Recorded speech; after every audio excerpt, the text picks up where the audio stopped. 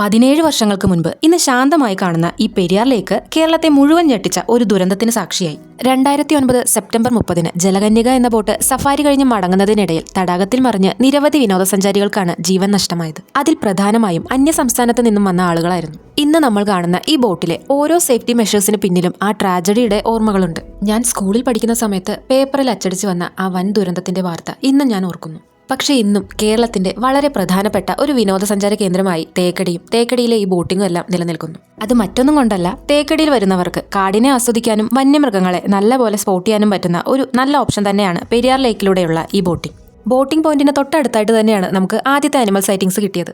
നല്ല ആനിമൽ സൈറ്റിംഗ്സിനായിട്ട് രാവിലത്തെ സ്ലോട്ടുകൾ സെലക്ട് ചെയ്യുന്നതാണ് ഏറ്റവും നല്ലത്. നേരത്തെ തന്നെ ഓൺലൈൻ വഴി ബോട്ടിങ്ങിനുള്ള സീറ്റ് ബുക്ക് ചെയ്തുകൊണ്ട് മാത്രമാണ് ഞങ്ങൾക്ക് യാത്ര എക്സ്പീരിയൻസ് ചെയ്യാൻ പറ്റിയത്. സീറ്റുകൾ പെട്ടെന്ന് ഫില്ലാവുന്നതുകൊണ്ട് തന്നെ നേരിട്ട് വന്ന് ടിക്കറ്റ് എടുക്കുകയാണെന്നുണ്ടെങ്കിൽ ഫസ്റ്റ് ബോട്ടിംഗ് തുടങ്ങുന്നതിന് കുറച്ച് അധികം മുൻപേ വന്ന് ടിക്കറ്റ് എടുത്ത് നിൽക്കേണ്ടതുണ്ട്. പിന്നെ തേക്കടി ടൗണിൽ നിന്ന് ഫോറസ്റ്റ് ഡിപ്പാർട്ട്മെന്റിന്റെ ബസ്സിലാണ് നമ്മൾ ബോട്ടിംഗ് പോയിന്റ് വരെ എത്തുന്നത്. ബസ് ടിക്കറ്റ് എടുക്കാൻ വേറെ ക്യൂയിൽ നിൽക്കേണ്ടി വരും.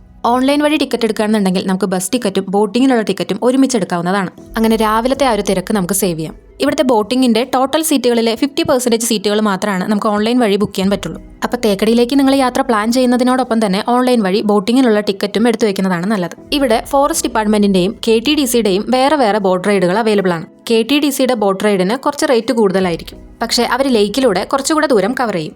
നോർമൽ ബോട്ട് റൈഡിന് കുട്ടികൾക്ക് 85 രൂപയും അഡൾട്ടിന് 255 രൂപയാണ് ടിക്കറ്റ് ചാർജ് ആയിട്ട് വരുന്നത്.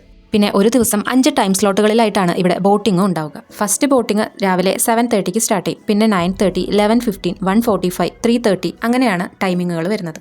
നമ്മുടെ യാത്രയിൽ രണ്ടാമതായിട്ട് കണ്ടത് ഒരു ആനക്കൂട്ടത്തെയാണ്. 6-7 ആനകളുടെ ഒരു ആനക്കൂട്ടമായിരുന്നു അത്. അതിൽ കുറച്ചുപേര് ഇങ്ങനെ പുറത്ത് വന്ന് നിൽക്കുന്നുണ്ടായിരുന്നു. ബാക്കി കുറച്ചുപേര് കാട്ടിനകത്ത് തന്നെ ഒളിച്ചു നിൽക്കുന്നുണ്ടായിരുന്നു. വേനൽക്കാലം ആയതുകൊണ്ടും ലേക്കിലെ വെള്ളം ഇങ്ങനെ ഇറങ്ങി നിൽക്കുന്നത് കൊണ്ടും വെള്ളം കുടിക്കാനായിട്ട് പല മൃഗങ്ങളും കാട്ടിൽ നിന്ന് ഇറങ്ങി വരാറുണ്ട്. കൂടുതലായിട്ട് ആനകളും കാട്ടികളും മാനുകളൊക്കെയാണ് കാണാൻ പറ്റുക. റെയറായിട്ട് മാത്രമാണ് കടുവകളെയൊക്കെ സ്പോട്ട് ചെയ്തിട്ടുള്ളത്.